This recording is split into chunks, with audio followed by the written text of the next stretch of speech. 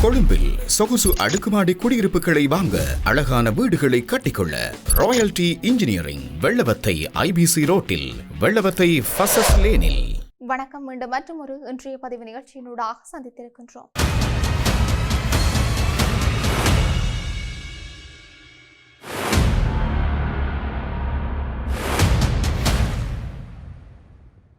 America மற்றும் Iran இடையே நீண்டகால அமைதி உடன்படிக்கை எட்டப்படாத நிலையில் இரு நாடுகளுக்கும் இடையிலான பதற்றம் முழுமையாக தணியாமல் தொடர்ந்து நீடித்து வருகின்றது.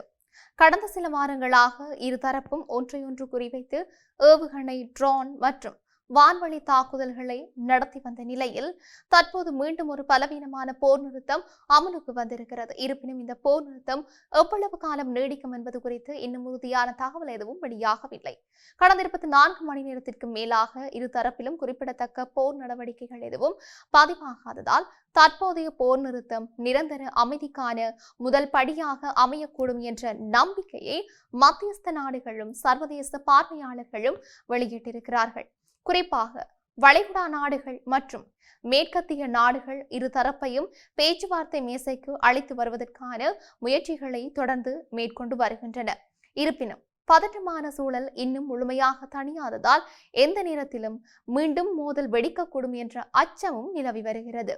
இந்த மோதலால் மத்திய கிழக்கு பிராந்தியத்தின் பாதுகாப்பு நிலை மட்டுமன்றி உலகளாவிய எண்ணெய் சந்தை, சர்வதேச வர்த்தகம் மற்றும் உலக பொருளாதாரமும் பாதிக்கப்பட்டிருக்குது. குறிப்பாக கச்சா எண்ணெய் விலையில் ஏற்பட்ட ஏற்றத்தாழ்வுகள் பல நாடுகளில் எரிபொருள் விலையை உயர்த்தியுள்ளதால் பொதுமக்களின் வாழ்க்கை செலவும் அதிகரித்திருக்கிறது. இதன் தாக்கம் உலக பங்கு சந்தைகளிலும் எதிரொலித்திருக்கிறதாக பொருளாதார நிபுணர்கள் சுட்டிக்காட்டியும் இருக்கின்றார்கள். இதற்கிடையில் அமெரிக்க ஜனாதிபதி டொனால்ட் ட்ரம்ப் கடுமையான அரசியல் மற்றும் ராஜதந்திர அழுத்தங்களை எதிர்கொண்டு வருகின்றார் என்பதும் குறிப்பிடத்தக்க விடயமாக இருக்கிறது. குறிப்பாக ஈரானின் அணுசக்தி திட்டம் தொடர்பாக தெளிவான மற்றும் இறுதியான ஒப்பந்தம் எட்டப்படும் வரை அந்த நாட்டிற்கு எந்தவிதமான நிதி உதவிகளோ அல்லது பொருளாதார சலுகைகளோ வழங்கக்கூடாது என்று அவர் ஆதரவாளர்கள் வலியுறுத்தி வருகிறார்கள்.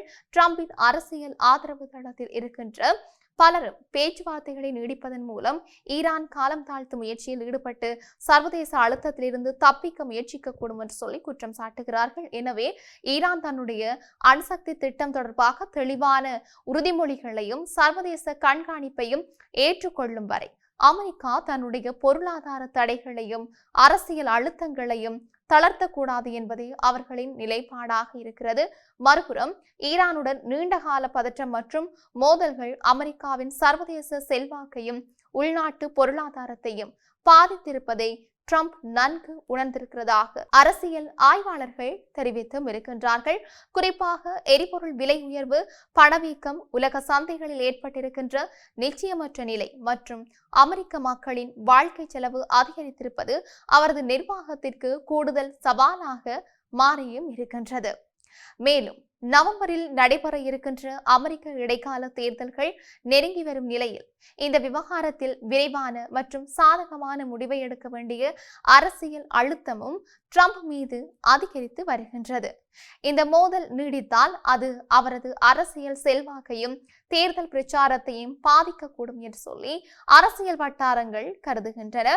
இதன் காரணமாக போர் நடவடிக்கைகளை நீடிக்காமல் பேச்சுவார்த்தைகளை விரைவாக முன்னெடுத்து இரு நாடுகளுக்கும் ஏற்ற நிரந்தர தீர்வை எட்டுவதிலேயே ட்ரம்ப் கவனம் செலுத்தி வருவதாக தகவல்கள் தெரிவிக்கின்றன. இருப்பினும் ஈரானின் அணுசக்தி திட்டம், பொருளாதார தடைகள், பிராந்திய பாதுகாப்பு, ஏவுகணை திட்டங்கள் மற்றும் சர்வதேச கண்காணிப்பு உள்ளிட்ட முக்கிய விவகாரங்களில் இருதரப்பும் இன்னும் இறுதியான உடன்பாட்டை எட்டாததால் தற்போதைய போர் நிறுத்தம் எவ்வளவு காலம் நீடிக்கும் என்பதில் சர்வதேச அளவில் தொடர்ந்து சந்தேகங்கள் நிலவி வருகின்றன. இதனிடையே மத்திய கிழக்கில் நிலவும் பதற்றம் மீண்டும் அதிகரிக்காமல் இருக்க இருதரப்பும் பொறுமையுடன் செயல்பட்டு விரைவில் நேரடி பேச்சுவார்த்தையை தொடங்க வேண்டும் என்று சொல்லி ஐக்கிய நாடுகள் சபை உள்ளிட்ட பல சர்வதேச அமைப்புகள் வலியுறுத்தியும் வருகின்றன. இப்படி இவையொரு புறம் இருக்க, ஜெர்மனியின் வடக்கு பகுதியில் இடம்பெற்ற துப்பாக்கிச் சூட்டு சம்பவத்தில் உயிரிழந்தவர்களுடைய எண்ணிக்கை 6ஆக உயர்ந்திருக்கிறதாக உயிரிழந்தவர்களின் குடும்பங்களுக்கு ஜெர்மனி சான்சலர் ஃபிரெட்ரிக் மெர்ஸ் ஆழ்ந்த இரங்கலையும் தெரிவித்திருக்கின்றார். இந்த சம்பவம் நாடு முழுவதும் பெரும் அதிர்ச்சியையும் சோகத்தையும் ஏற்படுத்தி இருக்கின்றது. வடக்கு ஜெர்மனியின் ஸ்டேட் நகரில் இடம்பெற்ற துப்பாக்கிச் சூட்டு சம்பவத்தில் ஆரம்பத்தில் 5 பேர் உயிரிழந்ததாக காவல்துறையினர் அறிவித்திருந்தார்கள். எனினும் தாக்குதலில் பலத்த காயமடைந்து மருத்துவமனையில் சிகிச்சை பெற்று வந்த ஒருவர் சிகிச்சை பலனின்றி உயிரிழந்ததை தொடர்ந்து பலி எண்ணிக்கை தற்போது 6ஆக உயர்ந்திருக்கிறதாக அதிகாரப்பூர்வமாக உறுதிப்படுத்தப்பட்டிருக்கிறது. இந்த தாக்குதலில் மேலும் பலர் காயமடைந்திருக்கிறதாக தெரிவிக்கப்பட்டிருக்கிற போதிலும் அவர்களின் சரியான எண்ணிக்கையை காவல்துறையினர் இதுவரை வெளியிடவில்லை என்பதும் குறிப்பிடத்தக்கது. காயமடைந்தவர்களில் சிலரின் நிலை கவலைக்கிடமாக இருப்பதாகவும் அவர்கள் தொடர்ந்து மருத்துவ கண்காணிப்பில் சிகிச்சை பெற்று வருவதாகவும் தகவல்கள் வெளியாகியும் இருக்கின்றன. சம்பவம் தொடர்பாக தீவிர விசாரணை மேற்கொண்டு வரும் காவல்துறையினர் சந்தேகத்தின் பேரில் 2 பேரை கைது செய்தும் இருக்கின்றார்கள். அவர்களில் முக்கிய சந்தேக நபர் 45 வயதுடைய ஜெர்மன் நாட்டைச் சேர்ந்தவர் என்று அதிகாரிகள் தெரிவித்தும் இருக்கிறார்கள்.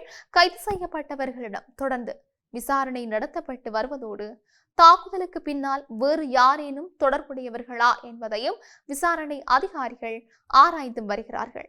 சம்பவம் நடைபெற்ற பகுதிக்கு ஏராளமான காவல்துறையினரும் அவசர மருத்துவ குழுவினரும் விரைந்து சென்று மீட்பு மற்றும் பாதுகாப்பு நடவடிக்கையில் ஈடுபட்டிருந்தார்கள். தாக்குதல் நடைபெற்ற இடம் முழுமையாக காவல்துறையினரின் கட்டுப்பாட்டுக்குள் கொண்டு வரப்பட்டதோடு அந்த பகுதியில் பாதுகாப்பும் பலப்படுத்தப்பட்டிருக்கிறது. இதனிடையே ஜெர்மனி சான்சலர் ஃபிரெட்ரிக் மெர்ஸ் இந்த சம்பவம் குறித்து ஆழ்ந்த வருத்தம் தெரிவித்தும் இருக்கின்றார். அவர் வெளியிட்ட அறிக்கையில், இது மனதை உலுக்கும் மிகுந்த சோகமான சம்பவம். மற்றவர்களுக்கு உதவும் அவர்களை பாதுகாக்கவும் முனைந்த பலர் தங்கள் உயிரை இழந்திருக்கின்றார்கள் அல்லது காயமடைந்திருக்கின்றார்கள். இந்த துயரமான நேரத்தில் உயிரிழந்தவர்களின் குடும்பங்களுக்கும் காயமடைந்தவர்களுக்கும் எனது ஆழ்ந்த இரங்கலையும் ஆறுதலையும் தெரிவித்துக் கொள்கின்றேன் என்று சொல்லியும் அவர் கூறியிருக்கின்றார். மேலும் இந்த சம்பவம் தொடர்பாக முழுமையான விசாரணை நடத்தப்படும் என்று, உண்மை நிலை விரைவில் வெளிக்கொண்டு வரப்படும் என்றும் ஜெர்மன் அதிகாரிகள் தெரிவித்தும் இருக்கிறார்கள். உயிரிழந்தவர்களின் குடும்பங்களுக்கு தேவையான அனைத்து உதவிகளும் வழங்கப்படும் என்றும் அரசு உறுதியளித்தும் இருக்கின்றது. இந்த துப்பாக்கிச்சூட்டு சம்பவம் ஜெர்மனியின் பொதுமக்கள் பாதுகாப்பு, சட்டம் ஒழுங்கு மற்றும் ஆயுத கட்டுப்பாடு தொடர்பான விவாதங்களை மீண்டும் தீவிரப்படுத்தி இருக்கிறது. சம்பவத்தின் பின்னணி குறித்து காவல்துறையினர் தொடர்ந்து விசாரணைகளை மேற்கொண்டும் வருகின்றார்கள். இப்படி இருக்க உலகளவிய ரீதியில் இன்னும் என்னெல்லாம் நடக்கப் போகின்றது என்று நாங்களும் பொறுத்திருந்து பார்க்கலாம்.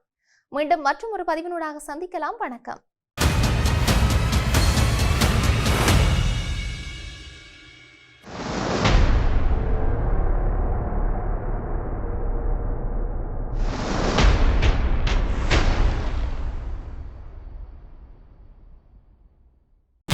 கொழும்பில் சொகுசு அடுக்குமாடி குடியிருப்புகளை வாங்க, அழகான வீடுகளை கட்டிக்கொள்ள ராயல்டி இன்ஜினியரிங் வெள்ளவத்தை IBC ரோட்டில், வெள்ளவத்தை ஃபசஸ் லேனில்